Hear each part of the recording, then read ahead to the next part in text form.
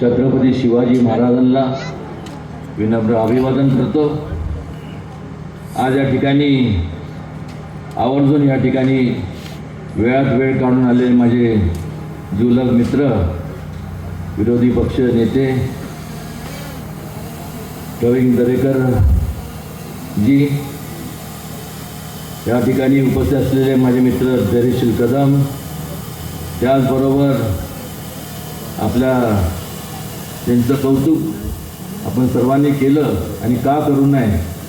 कोण जावई म्हणालं, खडी साखरेचं कडा म्हणालं, असे आपले आजचे लाडके उमेदवार आणि उद्याचे भावी आमदार मनोज दादा आणि यांना सहकार्य करण्याकरता मग धैर्यशील दादा असतील, त्याचबरोबर रामकृष्ण वेताळ असतील, अशोक बापू असतील, महायुतीचे सर्व घटकाचे सर्व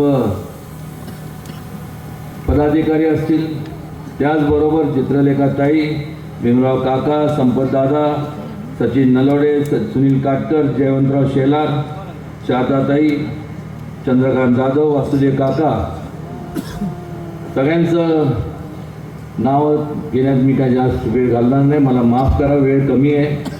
पण आपण सर्व मान्यवर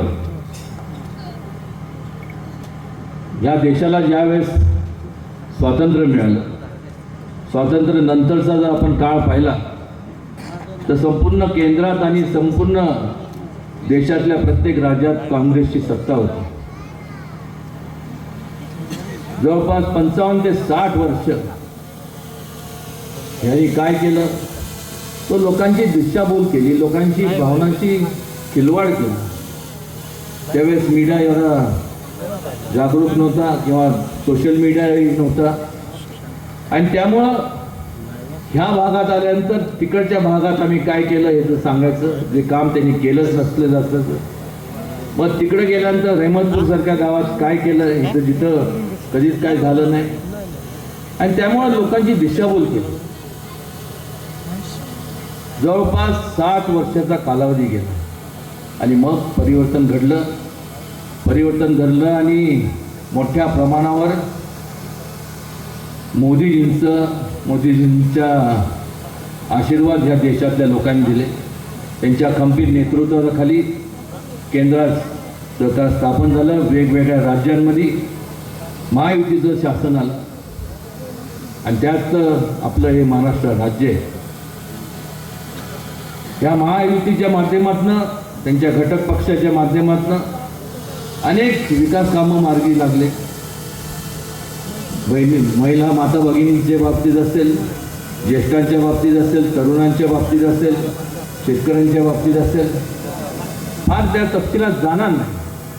पण हे केव्हा होतं, ज्या वेळेस केवळ नाव घेऊन चालत नाही महाराजांचं, छत्रपतींचं नाव आजपर्यंत अनेक पक्षांनी घेतलं, पण त्यांचे विचार आचरणात आणण्याचं जर काम कोणी केलं असेल तर भारतीय जनता पक्ष आणि मित्र पक्षांनी केलं, हे आवर्जून या ठिकाणी नमूद करावं असं वाटतं। येत असताना मला कोणीतरी गाडीत माझ्यावर जे होते सुनील काटकर होते, त्यांनी मला एक व्हिडिओ दाखवला, मला वाटतं काल का कालचीच गोष्ट आहे की व्यासपीठावरती असंही नाही की खूप चालावं लागत होतं, महाराजांचं त्यावरती तिथं मूर्ती होती, त्या मूर्तीला साधं हार घालण्याचं म्हणजे माईकवरनं पुकारून सुद्धा पवारसाहेब त्या ठिकाणी हार घालायला सुद्धा गेले नाही।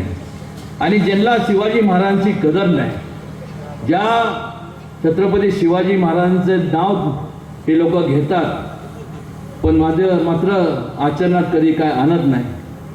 आणि असं असताना राहुल गांधी असेल ते तर तसं त्यांच्याबद्दल राहुल बाबांबद्दल न बोललेलं बरं। आज आपण महाराष्ट्रात आहोत, पण महाराष्ट्रात मला प्रवीणजी मला सांगावंसं वाटतं की एकतर काय करायचं नाही। या संपूर्ण पुसेसावळीच्या ठिकाणी धैर्यशील दादांच्या परिसरात अमोल कोले नावाचा एक ग्रस्त आला आणि त्यांनी एक लक्षात घ्या, म्हणजे चेष्टा किती करावी एक तर कधी तुम्ही विचार केला नाही, आणि त्यांनी काय म्हणावं तर महायुतीला पडलीये मताची कडकी, महायुतीला पडलीये मताची कडकी, म्हणून आणली त्यांनी योजना बहीण माझी लाडकी. लाज वाटायला पाहिजे, लाज वाटायला. एक तर तुम्ही कोणाचा विचार केला नाही, माता भगिनींचा कधी विचार केला नाही, शेतकरी वर्गाचा विचार केला नाही, तरुणांच्या बेरोजगारीचा विचार केला नाही. आणि असं असताना मग फक्त भाषण द्यायचे. आणि त्यात ज्या वेळेस मग अजितदादांसारखा एखादा चांगला नेता त्यांनी सुद्धा एक विचार घेतला की आपण आता ह्यांच्याबरोबर राहिलो, पवार साहेबांबरोबर आणि ह्या लोकांबरोबर राहिलं तर कुठली प्रगती होणार नाही.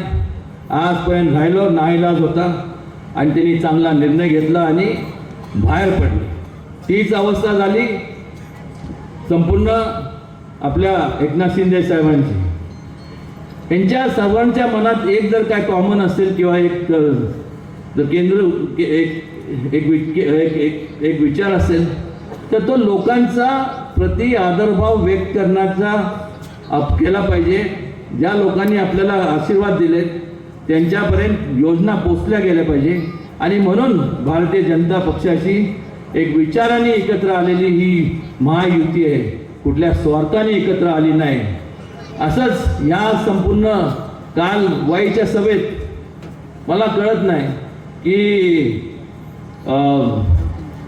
व्यासपीठावरती पवारसाहेब आले, माझे मित्र सध्याचे आमदार आणि उद्याचे सुद्धा भावी आमदार मकरंद आबा, मग कोणीतरी असेच आता त्यांनी खिशातनं, मला माहिती आहे सगळ्या खाडा म्हणजे सगळ्या खोडी मला माहीत आहे, एकच असली चिठ्ठी काढायची, पण मी सांगतो ही चिठ्ठी मला येताना एकाने दिली असं ते म्हणाले. आणि मग कोणतरी म्हणालं तिथं त्या सभेत की ह्या गद्दारांचं काय केलं पाहिजे, ह्या गद्दारांचं काय केलं पाहिजे पवारसाहेब.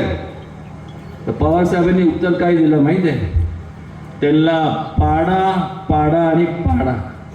अहो ह्यांनी प्रगतीच्या मार्गाने चालणारा पक्ष भारतीय जनता पक्षाबरोबर त्या पाठीशी गेले, कारण की त्यांना माहीत आहे की आज आपल्याला लोकांसाठी आपण सेवाभावी वृत्तीने आपण काहीतरी करणं गरजेचं आहे. मग जवळपास 50-55 वर्ष काँग्रेसची सत्ता होती, तुम्ही पण सत्तेत होता. मग हे अजितदादा किंवा मकरंद आबा किंवा एकनाथ शिंदेना लागू होत नाही, हे लागू होतं तुम्हाला, कारण की 55 वर्ष तुम्ही लोकांच्या भावनाची खिळवाड केला. मग आम्ही काय म्हणलं पाहिजे की महाविकास आघाडीला पाडा पाडा आणि पाडा. कारण ह्या लोकांकडनं त्यांच्या ऐन तारुण्यात जे पवारसाहेबांनी केलं नाही, तर आता त्यांच्याकडनं अपेक्षा करणं म्हणजे त्यांच्यावरती फार मोठ्या प्रमाणावरती अन्यायसारखं केल्यासारखं होईल. आज या ठिकाणी आपल्याला माहीत आहे समोरचे जे उमेदवार आहेत बाळासाहेब पाटील असतील असं वाटतंय, कारण की मला माहीत नाही बरेच उमेदवार आहेत त्यापैकी जे कोण असतील ते, पण आज 25 वर्ष ते आमदार असताना ह्या संपूर्ण मतदारसंघाचं संपूर्ण माझ्या अगोदरच्या वक्त्यांनी त्याच्याबद्दल भरपूर सांगितलं की हे झालं नाही ते झालं नाही, ते सांगण्याची आवश्यकता पण नाही. मनोज दादा, धैर्यशील दादा आणि रामकृष्ण वेता हे तुम्ही कोणी वासुदेव काका तुम्ही सांगण्याची पण गरज नाही. जेव्हा आपण सगळे फिरतो आपल्याला माहीत आहे काय विकास झाला, विकास अजिबात झाला नाही, तर ह्या 25 वर्षात फक्त भकास झाला. मनोज दादा एवढंच सांगतो, ते म्हणतात की एकदा आता ह्यावेळेस मला निवडून द्या म्हणजे षटकार होईल. मनोज दादा बॅट व्यवस्थित हातात घ्या आणि असं षटकार मारा की ह्या मतदारसंघाच्या बाहेर आउट ऑफ बाउंड गेले पाहिजे. पुन्हा या मतदारसंघाचा विचार पण त्यांनी केला नाही पाहिजे. हे आवर्जून या ठिकाणी मला सांगावंसं वाटतं. प्रत्येक वेळेस तुतारी तुतारी तुतारी.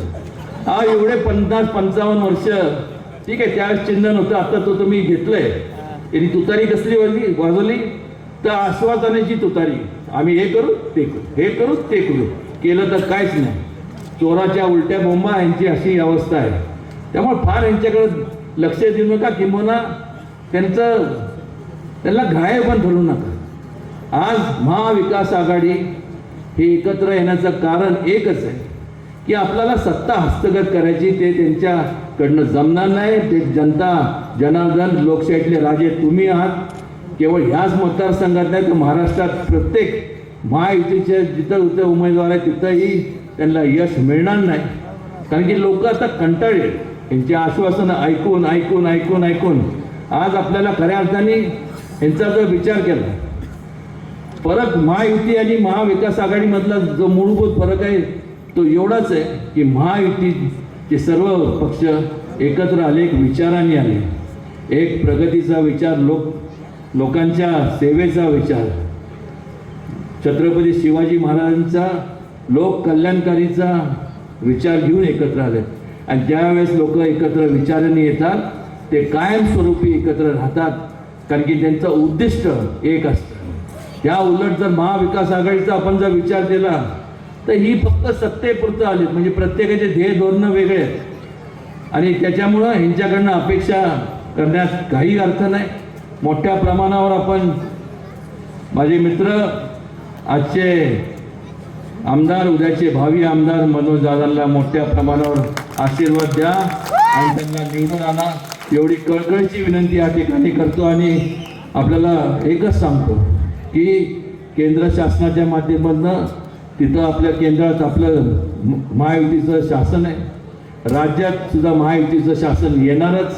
आणि त्यामुळं जे एवढं काय म्हणून निधी केंद्राच्या माध्यमातून, राज्याच्या माध्यमातून त्या मतदारसंघात आणता येईल त्यात कुठेही केंद्र शासन आणि राज्य शासन कमी पडणार नाही. एवढंच या प्रसंगी सांगतो आणि थांबतो. जय हिंद, जय महाराष्ट्र, जय शिवराय.